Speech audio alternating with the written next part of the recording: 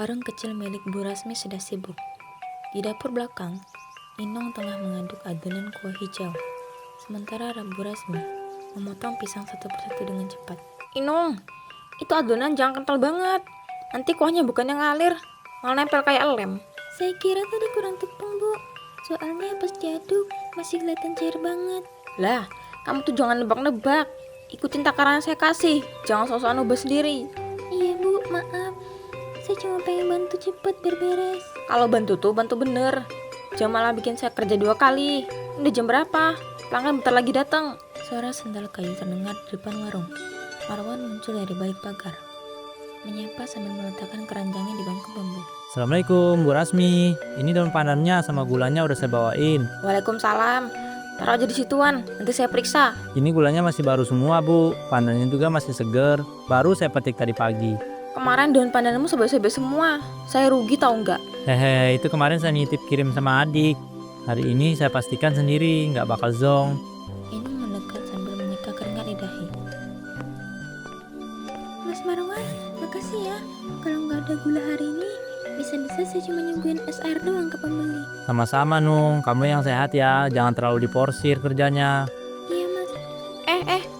Ngobrolnya jangan lama-lama. Masih banyak kerjaan di sini.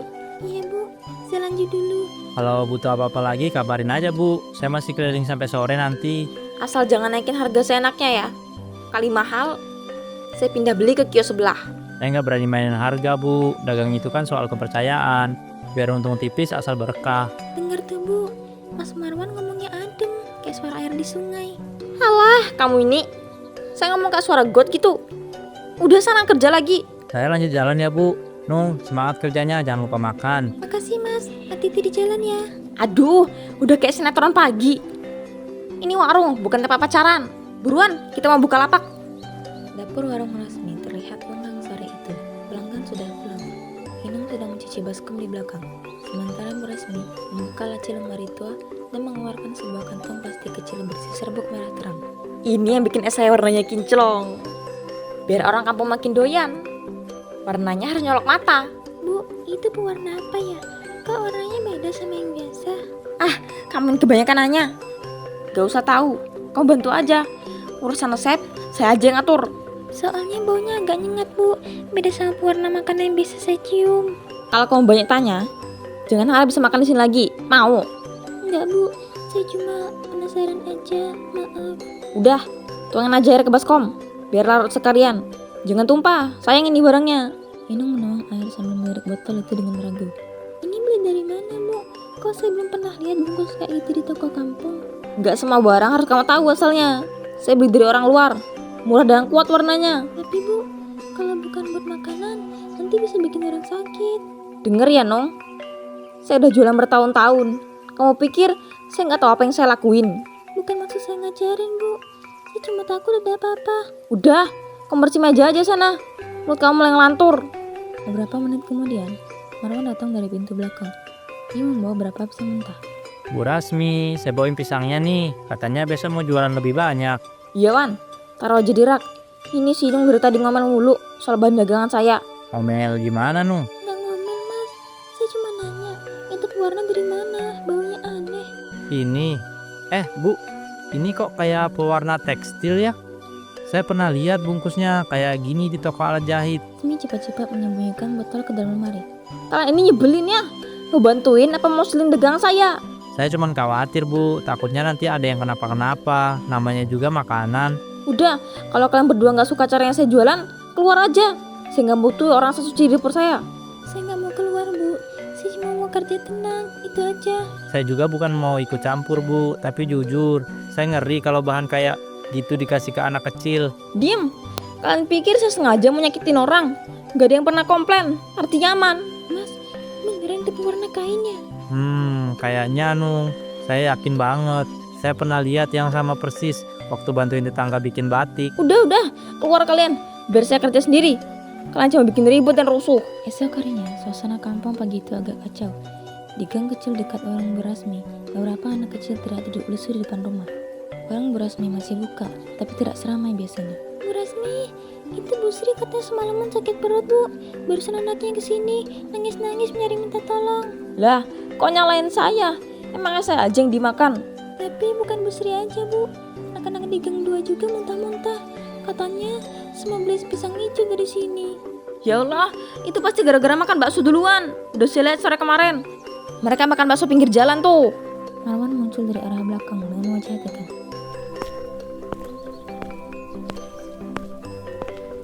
Bu, saya baru dari rumah Bu Sri.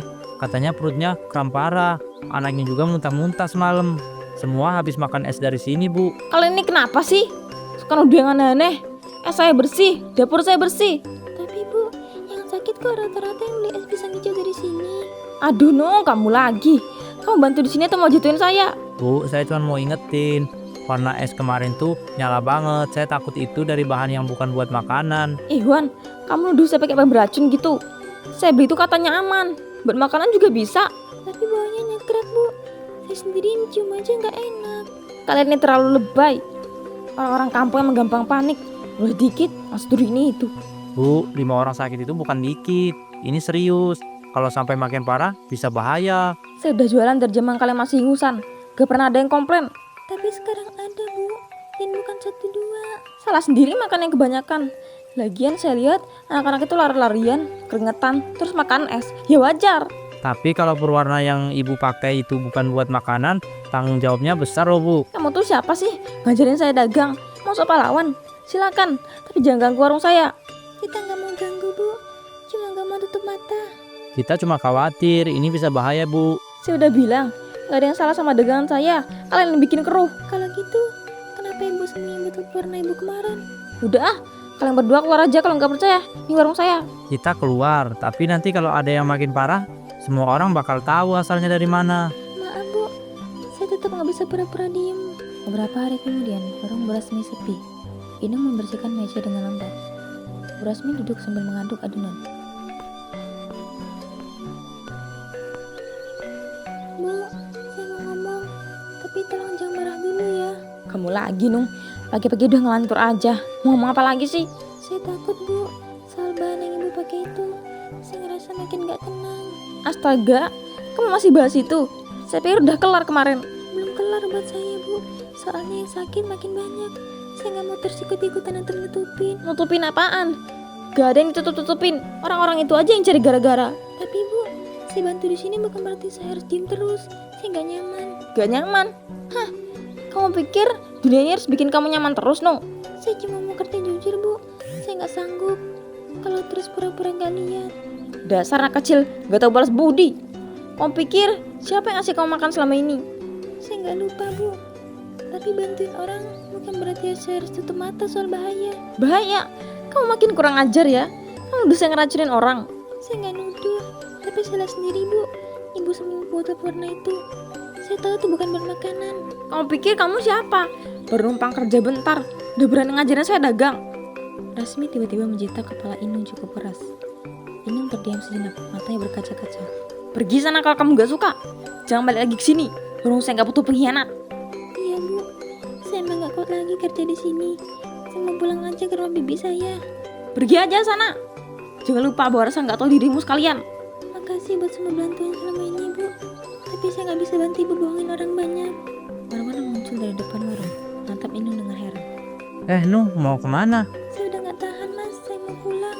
Gak bisa lanjut di warung ini. Kenapa? Bu Rasmi marah lagi. Jangan ikut campur, Wan. Ini urusan saya sama anak ini. Tapi Bu, kalau sampai harus cerita kepala anak orang, itu bukan urusan kecil lagi, Bu. Mas, saya pamit dulu ya. Saya cuma mau kerja tenang. Saya gak mau jadi bagian dari satu yang gak saya percaya.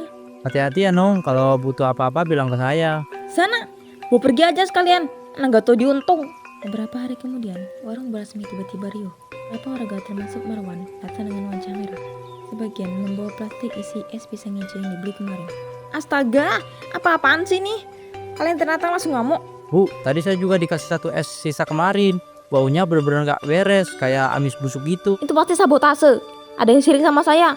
Saya gak pernah gitu. Inung datang pelan dari arah jalan kecil. Menatap kejadian itu dengan wajah campur aduk. Bu, itu beneran dari dapur warung ini. Saya kemarin lihat warnanya udah beda dari biasanya. Kamu lagi, Nung? Udah pergi kau balik lagi buat nambah gosip? Bukan gosip, Bu. Semua orang sekarang nyium sendiri baunya. Saya nggak ngerti, ini dari bahan apa? Itulah orang iseng. Saya yakin ada yang sengaja ngeracunin es saya biar saya bangkrut. Tapi Bu, Ibu sendiri yang pewarna itu. Saya lihat waktu Ibu buka botolnya diem-diem. Enak aja, kamu jangan asal ngomong. Nanti saya laporin kamu. Bu, makin ibu keras kepala, makin orang curiga. Udah saatnya ibu ngaku. Ngaku apa? Saya nggak salah apa-apa. Saya cuma jualan, mau cari nafkah. Tapi kenapa esnya bisa bawa kayak gitu Bu? Orang satu kampung protes semua. Mereka sirik, nggak tahu saya laris. Pasti ada yang ngasih bahan aneh ke dapur saya. Dapur itu cuman ibu yang pegang, Bu. Nggak ada yang bisa masuk selain ibu sendiri. Saya dulu bantuin di sana Bu. Tapi saya nggak pernah nyentuh bahan pewarna. Semua Ibu yang ngurus. Kalian tuh komplotan ya? Mau bikin saja tuh. Mau saya disuruh dari kampung. Nggak ada yang menyakitin ibu. Tapi sekarang semua warga pada takut. Udah banyak yang sakit. Saya juga khawatir Bu. Kasihan anak kecil yang makan esnya. Kalian pikir saya tega ngasih racun ke anak-anak? Kalian gila ya? Enggak, Bu. Tapi nyatanya es yang ibu jual bikin orang sakit. Sekarang malah busuk baunya. Ini bukan sabotase Bu. Ini akibat dari perbuatan Ibu sendiri. Saya nggak percaya. Saya nggak terima. Saya nggak salah. Ini semua fitnah. Esok harinya, di halaman rumah Bibi Inung, ada meja kayu dengan baskom besar berisi adonan hijau alami dari daun pandan. Bau harum pandan menyebar. Marwan datang membawa bungkusan tepung dan gula. Mas Wan, ini daun pandannya udah kutumbuk semua. Warnanya emang gak segarang yang dulu, tapi wanginya enak ya.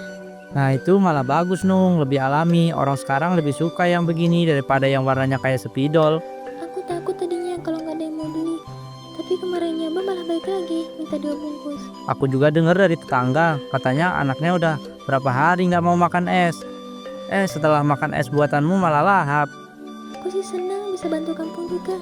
Gak enak hati rasa lihat orang-orang pada rumah gara-gara yang kemarin. Aku juga mikir gitu. Nih aku bawa sedikit uang hasil jualanku buat nambah beli bahan biar produksi kita makin banyak. Mas Wan, serius ini? Aduh, makasih banget. Tapi ini uang hasil kerja Mas. Nggak apa-apa Nung. Aku percaya sama kamu. Ini buat kebaikan juga, bukan cuma buat dagang. Aku gak nyangka kita bisa mulai dari nol kayak gini. Dulu rasanya berat banget. Justru karena berat Nung, kita jadi tahu mana yang benar, mana yang enggak. Yang penting sekarang kita jujur. Bu Rasmi muncul diam-diam dari pinggir jalan, memperhatikan dari kejauhan. Halah, gaya aja kalian. Baru juga jualan 2 hari, besok terkenal. Kami gak salah apa-apa Bu. Kami cuma pengen kasih yang sehat buat warga. Sehat tapi rasanya hambar. Mana laku itu? Tapi kenyataan sekarang banyak yang datang ke sini Bu. Bahkan dari kampung sebelah. Sementara doang itu. Lihat aja, nanti juga bosen. Balik lagi ke yang lama. Gak apa-apa Bu. Yang penting kami gak bohong soal bahan. Anak kecil, belum ngerasain susah dagang. Justru karena tahu susahnya, kami nggak mau ambil jalan singkat kayak kemarin. Kami cuma pengen orang bisa makan es pisang hijau tanpa rasa takut Bu. Ya udah, terserah kalian. Jangan ganggu dengan orang lain aja. Kami nggak pernah ganggu siapa-siapa, yang penting kita jalani cara kita sendiri, Bu. Rasmi mendengus, lalu pergi sambil mengemas sendiri. Makasih ya Mas. Kalau nggak ada Mas Wan, aku mungkin masih takut terus-terusan. Aku juga belajar banyak dari kamu, Nung. Sekarang yuk, kita siapin lagi adonannya. Katanya nanti siang ada rombongan, ibu-ibu pengajian mau beli banyak. Iya ya, semangat ya Mas. Ini beras saya dagang beneran. Sore menjelang malam, rumah Bu Rasmi tampak sepi. Dari ventilasi dapur, menyebar bau menyengat menusuk hidung. Tak ada anak kecil main di sekitar situ. Beberapa pintu rumah tetangga tertutup rapat. Halo Bu Narti, saya minta tolong dong pinjam ember bentar. Tidak ada jawaban. Mas Pri, Mas, tolong dong bantuin saya angkat galon, berat. Tetap ada suara. Astaga, pada kemana sih orang-orang ini? Masa iya semua ngilang? Marwan lewat membawa ember air. Marwan, Marwan, mau kemana kamu? Bantuin saya dong. Maaf Bu, saya buru-buru, banyak pesanan yang mau saya antar. Sekali-kali bantu tetangga gak boleh ya? Kamu juga kan, dulu sering minta es di sini. Iya Bu, tapi saya nggak enak. Sekarang udah beda. Warga juga udah resah Bu. Resah apanya? Cuma karena es itu doang. Yang salah bahan dikit langsung dijauhin. Yang bikin warga takut itu baunya Bu. Tapi tiap lewat depan rumah ibu, kepala langsung pening. Bau apaan? Itu cuma sisa pewarna dikit di dapur. Gak mungkin segitu parahnya. Pewarna apapun itu Bu, kalau baunya sampai nyegerak kayak racun, itu udah bahaya. Udah banyak yang ngeluh. Jadi sekarang kalian semua kompak ajaran saya, gitu? Inung muncul dari jalan kecil, baru pulang dari belanja. Rasmi, ibu gak sebaiknya simpan bahan-bahan itu lagi. Udah gak aman. Kamu juga mau nyuruh saya buang semua yang saya punya? Itu modal saya tahu nggak? Tapi baunya nyengat banget Bu, bikin air mual. Saya aja tadi hampir muntah pas lewat. Dasar kalian, enak ya sekarang. Dulu saya ngajarin kalian jualan. Kami nggak lupa itu Bu, tapi kami juga nggak bisa nutup mata kalau ada yang salah. Salah. Sekarang semua yang saya lakuin salah di mata kalian? Ya gitu Bu, tapi kalau ibu nggak mau berubah, ya gimana orang mau ngedeket lagi? Jadi saya harus nyerah, buang semua, mulai dari nol. Kadang harus begitu Bu, gak semua bisa dipertahanin, apalagi kalau nyakitin orang lain. Wah, dasar anak-anak, belum pernah ngerasain dia tuh. Pagi harinya, udara kampung terasa pengap. Beberapa warga berdiri jauh-jauh dari rumah Bu Rasmi. Bau busuk menyengat dari dalam rumah yang pintunya terbuka sedikit. Inung dan Marwan tergesa setelah mendengar kabar dari tetangga. Nung, baunya makin parah dari kemarin. Ini bukan bau dapur biasa. Aku juga ngerasa aneh Mas. Dari jalan ke sini sampai nutup hidung, kepalaku pusing banget. Ayo kita ke dalam. Jangan-jangan Ibu Rasmi kenapa-kenapa. Mas, apa nggak sebaiknya nunggu warga lain aja yang masuk? Aku takut. Kita yang kenal dia paling deket, gak enak kalau cuma diem. Mereka mendorong pintu perlahan. Di dapur, tubuh Bu Rasmi tergeletak menyatu dengan lantai. Kulitnya tampak mengelupas. Ya Allah Mas, itu Bu Rasmi. Astaga, badannya nempel di lantai. Mas, baunya makin nyegrak. Aku nggak kuat. Nung, tutup hidungmu pakai kerudung. Ini udah parah banget. Dia sendirian Mas. Ada yang dengar dia minta tolong.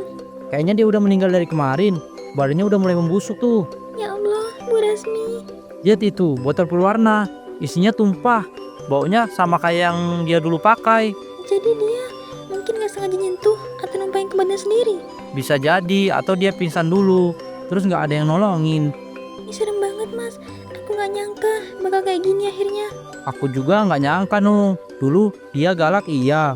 Tapi aku gak pernah mikir dia bakal mati sendirian begini. Semua warga udah ngejauh, nggak ada yang nyamperin lagi. Pelan-pelan dia dijauhi.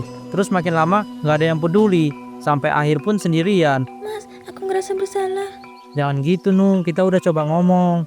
Dia yang gak mau berubah. Tapi ini tetap sedih banget. Aku dulu makan bareng dia tiap sore. Aku bakal inget ini terus Nung. Ini pelajaran buat kita. Jangan pernah main-main sama bahan berbahaya. Cuma karena pengen dagangan laku. Dan jangan terlalu percaya bahwa semua bisa dibetulin sendiri. Kadang kita butuh tobat, bukan sekedar alasan. Mereka berdiri lama memandang tubuh Bu Rasmi yang sudah tak bernyawa. Dari luar, warga mulai ramai. Beberapa berteriak kaget. Tapi di dalam rumah itu, hanya ada sunyi, bau kimia, dan kesalahan yang terlambat ditebus.